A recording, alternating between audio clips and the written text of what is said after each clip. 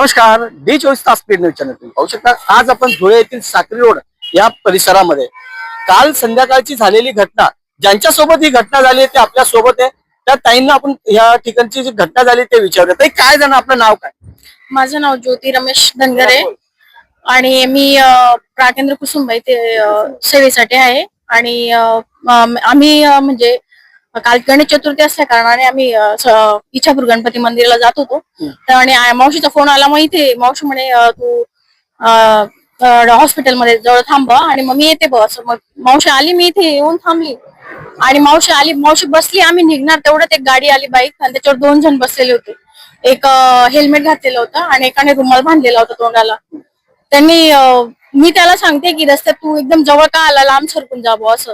तर तो डायरेक्ट माझी माळ ओढून डायरेक्ट पळून गेला आणि मी त्यांची माळ ओढण्यात आली असं त्यांचं म्हणणं आहे. आणि काय सांगणार, त्यावेळेस तुम्ही आरडाओरडा केला का? हो, आरडाओरडा केल्यानंतर बाजूबाजूचे सगळे लोक जमा झाले तिथे. त्याच्यानंतर एक जण पण पळत पळत त्यांच्या मागे गेला, पण ते सापडले नाही, खूप फास्ट होते. तुम्ही या संदर्भात पोलीस स्टेशन तक्रार केली? हो, आम्ही कंप्लेंट केली होती 112 ला. त्याच्यानंतर पोलीस वगैरे आले आणि PI सर पण येऊन गेले, त्यांनी पण चौकशी वगैरे केलेली आहे. तर आमचा हे गुन्हा दाखल झालेला आहे. गुन्हा दाखल. काय सांगणार, किती वाजेचा वेळ होता त्या ठिकाणी? हे 5:30 पावणे 6ची घटना असेल, ती पावणे 6च्या दरम्यान. आता तुमची काय मागणी आहे? काय नाही, फक्त असंच की इतर लोकांना जे असं घडतं, खूप गरीब असतात, खूप काही, आता ठीक आहे आम्ही नोकर वर्ग आहेत म्हणून काही नाही, पण इतर लोक आहेत जे त्यांच्या काही जे म्हणजे स्वतःच्या उदरनिर्वाहासाठी काही नाही आहेत त्या लोकांसाठी, की थोडस पोलिसांनी हे करायला पाहिजे बुवा, अशा घटना घडू नये, एवढंच माझं, दुसरं काही नाही. तुम्ही बघू शकता आज या ठिकाणी जी महिला आहे यांच्या सोबत काही मोटरसायकलवर आलेल्या 2 बाईक सवारनी त्यांची चैन हे ओढली. आणि हा जो रस्ता तुम्ही बघू शकता रहदारीचा रस्ता आहे. आज त्या चैनच्या माध्यमातून तिच्या जीवाला देखील धोका झाला असता.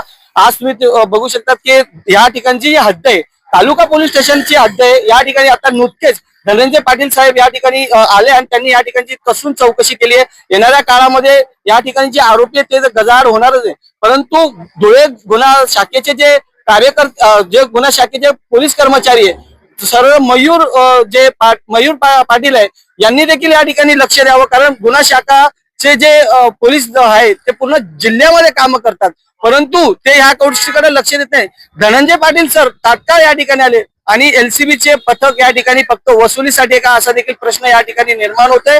आणि आज हे ताईंच्या जीवाला जर बरं वाईट झालं असतं, त्याचा जबाबदार कोण झाला असतं, लवकरात लवकर ते अटक होतील असं देखील आज धनंजय पाटील यांनी या ठिकाणी प्रतिक्रिया देताना सांगितले. कॅमेरामॅन निलेश डोळेचा, डी24 तास. जय हिंद, जय महाराष्ट्र.